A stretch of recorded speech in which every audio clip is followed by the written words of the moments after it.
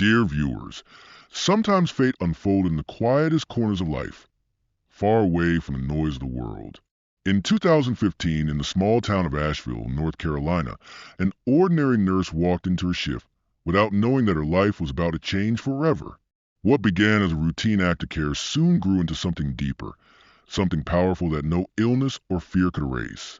It was a story shaped by sacrifice, hope, and a love that came when least expected. Yet behind every smile there was also sorrow, because the ending of this journey carried both heartbreak and beauty. By the time it was over, one man's final wish would give a young stranger a second chance at life and leave a woman with the kind of love she never believed she would find. This was not just about medicine or duty, it was about the moments that define us and the choices that echo long after we are gone. The year was 2015, and the halls of Mission Hospital in Asheville carried the same steady rhythm of footsteps, soft voices, and the beeping of machines that marked the passing of each day. Nurse Emily Turner moved through her shift with the calm precision of someone who had done this countless times before. Her routine was familiar. Check charts, adjust 4 lines, monitor heart rates, reassure worried families. When she entered the room of Daniel Hayes, a 42-year-old former firefighter whose heart was failing, she expected nothing different from any other patient under her care. His chart told her the facts, his history of bravery, the toll years of smoke and strain had taken on his body, the fragile state he now lived in. She focused on the work at hand, adjusting the ventilator, checking his oxygen levels, and making careful notes. Yet as she worked, she sensed something unusual. Even in weakness, there was a spark in him, an ease that seemed out of place in the sterile silence of the ICU. He carried himself with a quiet resilience, the kind of presence that spoke of years spent protecting others, now reduced to stillness and wires. Emily did not allow herself to linger on patients beyond what was necessary, but something about Daniel felt different. He met her eyes with warmth rather than despair, and in that small exchange, the atmosphere of the room shifted. For Emily, it began as nothing more than professional duty. Another day, another patient. For Daniel, it was another chance to face the world with courage, even from a hospital bed. What neither of them realized was that this ordinary beginning, marked by quiet tasks and unspoken curiosity, was planting the first fragile seed of something neither of them expected to grow. Days turned into weeks, and the sterile walls of the hospital room slowly became a place where silence was filled with stories instead of emptiness. Emily noticed that she lingered at Daniel's bedside longer than she should have. Sometimes, even after her duties were complete, she told herself it was because he needed more care, but deep down she knew it was because his presence drew her in. Daniel spoke about his past, recounting moments from his years as a firefighter. He described the smoke-filled nights, the sound of sirens cutting through the dark, and the faces of strangers whose lives he had carried out of danger. His voice was weak but steady, carrying both pride and sorrow. Emily listened, not just as a nurse, but as someone who felt the weight of each word. In those quiet hours, Daniel revealed truths he had never said aloud. He confessed that his work had consumed his life, leaving little room for anything else. He had sacrificed companionship, family, and personal happiness to serve others. Now, as he lay in a hospital bed, he faced the loneliness that followed those choices. Emily felt a pang of recognition. She too had chosen her career over everything else, pouring her heart into long shifts, late nights, and endless responsibility. Her life outside the hospital walls had withered, leaving her isolated even when surrounded by people. Hearing Daniel speak made her see herself reflected in him, and for the first time in years, she felt less alone. Their conversations blurred the line between patient and nurse, creating a bond built on shared sacrifice and unspoken longing. What had begun as duty was slowly turning into something deeper, a fragile connection that neither of them had expected, but both quietly needed. It happened late at night when the hospital had fallen into its usual hush, the corridors dimly lit and the air heavy with the quiet rhythm of machines. Emily was completing her rounds when the sudden wail of alarms shattered the calm. She hurried into Daniel's room, her heart pounding as the monitors flashed red. His body convulsed, his chest heaving as his heart faltered, and in an instant the ICU team swarmed around him. Emily stood rooted at his bedside, her hands trembling, her training clashing with the surge of fear rising in her chest. She watched as the doctors pressed against his chest, Their voices urgent but controlled, the sharp crack of commands cutting through the chaos. The world blurred, reduced to the sight of Daniel slipping further away with each second. Then, after what felt like an eternity, the monitors steadied and his body still once more, but not in the way she had hoped. His eyes remained closed, his breathing shallow and mechanical, his mind locked in a coma that carried no promises. The relief of survival was drowned out by the dread of uncertainty. Later, when Emily finally returned home, exhaustion did not bring her sleep. She sat in the darkness, the silence pressing against her like a weight. Her thoughts circled endlessly around Daniel, his voice, his laughter, the way he made the sterile walls of the hospital feel less cold. She remembered the moment he had asked her about the boy down the hall, the teenager whose kidneys were failing, and whether his life could be saved through donation. That request had been spoken with quiet determination, a plea from a man who knew his own time was running short. Now, with Daniel lying unconscious, Emily feared that his wish would fade before it could be fulfilled. The memory of his words lingered like an echo, haunting her through the night, a reminder that some promises demanded to be kept even when hope seemed to slip away. On the third day the room remained quiet except for steady hum machines, the soft rise and fall of the ventilator, and the muted footsteps of nurses moving down the hall. Emily sat beside Daniel as she had every day since the crisis, her hand gently holding a cloth dipped in warm water. She wiped his forehead slowly, the simple act more ritual than necessity, a way to remind herself that he was still there. Her eyes were tired, red from nights without sleep, yet she refused to leave his side. Then, almost imperceptibly, she noticed a flicker beneath his closed eyelids. At first she thought her imagination had betrayed her, but then it happened again.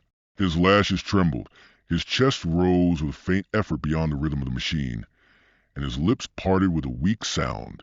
Her breath caught as his eyes opened, hazy and heavy, their gaze unfocused but alive. In an instant the silence was broken by urgency as doctors and nurses hurried into the room, voices overlapping, equipment adjusted, hope rushing back into a place that had carried only dread. Against every prediction, Daniel had returned. His body was frail, his voice no more than a whisper, yet his presence filled the room with a strength that no machine could replicate. That night, after the commotion faded and the ward grew still again, Emily remained beside him.